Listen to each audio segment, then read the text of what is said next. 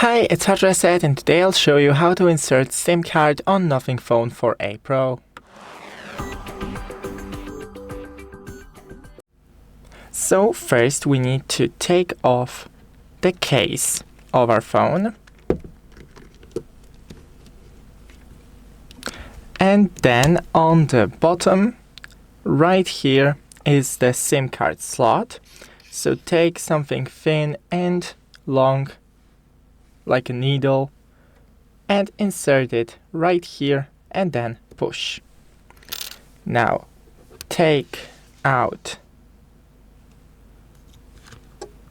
the slot and put in your SIM card right here.